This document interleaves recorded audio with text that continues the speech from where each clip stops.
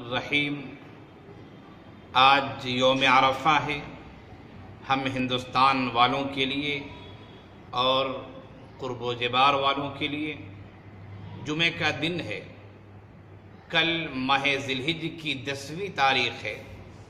हम और आप अल्लाह के दरबार में जानवरों की कुर्बानी पेश करेंगे। जानवरों को ज़बह करने के कुछ आदाब, कुछ तरीक़े हैं और दुआएं हैं। शरीयत इस्लामिया ने हमें हर चीज़ की रहनुमाई की है। जानवर को कैसे ज़बह किया जाए, कौन सी दुआ पढ़ी जाए और फिर गोश्त की तकसीम कैसे की जाए, कौन ज़बह करे, इन सब चीज़ों की तफसील शरीयत ने हमें बताई है।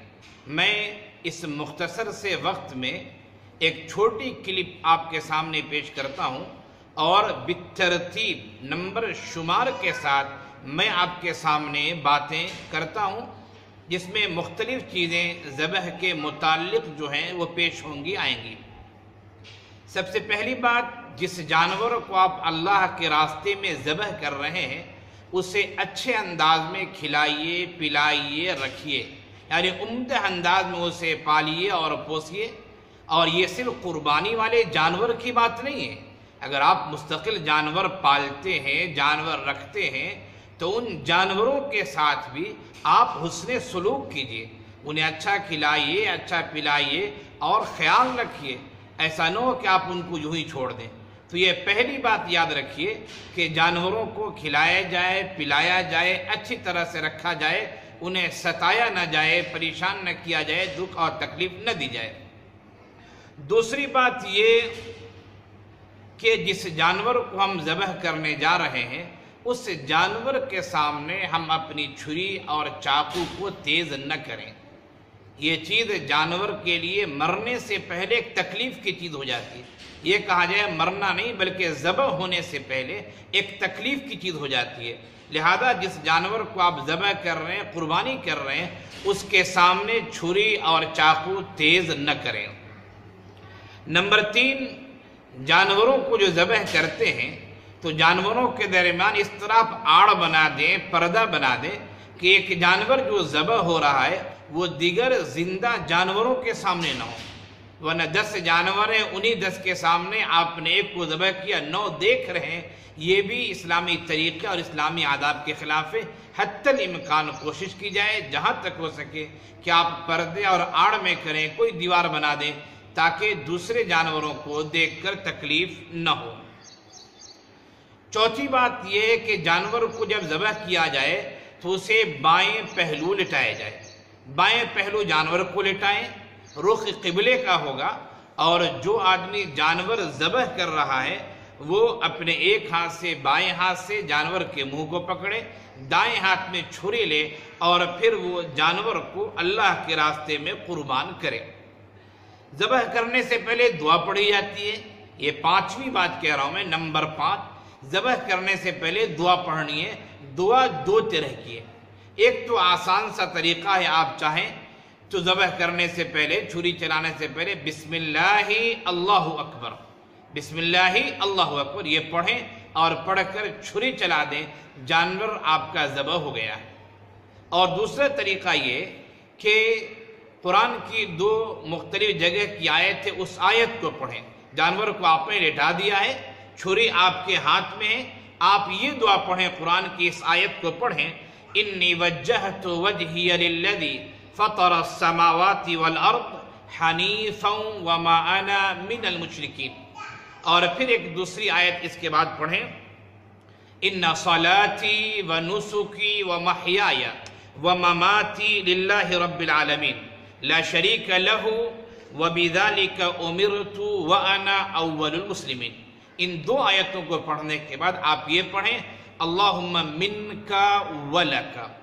अब इसके पढ़ने के बाद आप बिस्मिल्लाहि अल्लाहु अकबर पढ़ें और जानवर की गर्दन पर छुरी चला दें। ये 2 तरह की दुआ मैंने बताई। एक तफसीली दुआ है, इसमें कुरान की दुआयतें हैं, और एक वो दुआ है जो हम और आप आम तौर ज़बह में पढ़ा करते हैं, बिस्मिल्लाहि अल्लाहु अकबर। ज़बह करने के बाद भी दुआ पढ़ी जाती है। जब ज़बह कर लें आप तो ज़बह करने के बाद दुआ पढ़ना है। ये नंबर 6। ذبح کرنے کے بعد ہمیں دعا پڑھنا ہے. کون سی دعا میں بتا رہا ہوں. اللہم تقبلہ منی، اللہم تقبلہ منی کما تقبلت من حبیبک محمد وخلیلک ابراہیم علیہم الصلاۃ والسلام. اس دعا میں نے منی پڑھا ہے. اللہم تقبلہ منی، منی اس وقت پڑھا جائے گا جب اسی آدمی نے ذبح کیا ہو جس کی طرف سے قربانی ہوئی ہے تو وہ پڑھے منی. لیکن قربانی کسی اور کے نام سے ذبح کرنے والا کوئی اور ہے، مثلا زید کی طرف سے قربانی ہو رہی ہے اور ذبح کوئی دوسرا آدمی کر رہا ہے تو ذبح کرنے والا دعا پڑھے گا اللہم تقبلہ منی کی جگہ پہ، منی کی جگہ پہ اللہم تقبلہ من زید کما تقبلت من حبیبک محمد وخلیلک ابراہیم علیہم الصلاۃ والتسلیم والسلام. نمبر 7، جانور کو جب آپ نے ذبح کر دیا ہے تو اب جانور کو تھوڑا ٹھنڈا ہونے دیجئے. جانور ٹھنڈا ہو جائے، روح پوری طرح نکل جائے، اس کے جسم کی حرکت ختم ہو جائے تو پھر آپ اس کی کھال کو نکالنا شروع کیجئے. جب جانور میں کچھ حرکت باقی ہو تو پھر اس وقت کھال نکالنا، اس کے اعضاء کو کاٹنا صحیح نہیں ہے، درست نہیں ہے، مناسب نہیں ہے. نمبر 8، جب آپ نے جانور کو ذبح کیا، اس کی کھال نکال لی، اب گوشت بنا رہے ہیں تو بہتر طریقہ یہ ہے، مستحب طریقہ یہ کہ اس کے گوشت کے 3 حصے کیجیے. 3 حصے، ایک حصہ آپ خود اپنے گھر والوں کے رکھیے، دوسرا حصہ اپنے دوست رشتہ دار احباب کو دیجیے اور تیسرا حصہ فقیر فقراء غرباء مساکین کو دیجیے. یہ مستحب طریقہ ہے. اگر آپ کی فیملی بڑی ہے تو آپ زیادہ بھی رکھ سکتے ہیں اور اگر چاہیں تو تقسیم نہ کریں تب بھی کوئی بات نہیں، لیکن استحبابی طریقہ یہ کہ تقسیم کیا جائے. نمبر 9، قربانی کے گوشت کو بیچنا جائز نہیں ہے. جہاں تک کھال کی بات ہے تو قربانی کی کھال کو آپ چاہیں تو استعمال کر لیں خود، کوئی حرج کی بات نہیں ہے. لیکن اگر اس کی کھال کو آپ فروخت کرتے ہیں تو پھر اس قیمت کو، اس پیسے کو صدقہ کرنا ضروری ہے. اس پیسے کو خود رکھ لیں، استعمال کریں، یہ جائز نہیں ہے، درست نہیں ہے.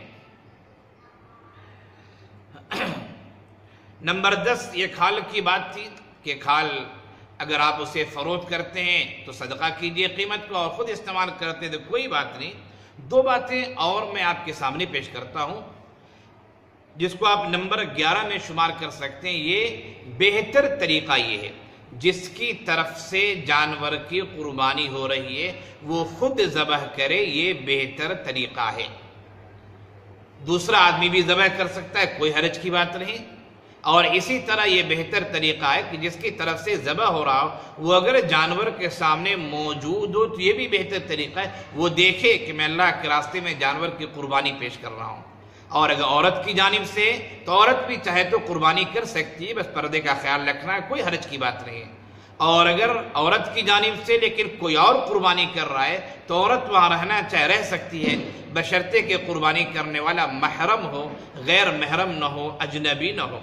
ایک بات اور آپ سمجھ لیں، وہ نمبر 12 میں اسے شمار کر لیں کہ جب جانور کو ذبح کرتے ہیں تو 3 رگوں کا کٹنا ضروری ہوتا ہے.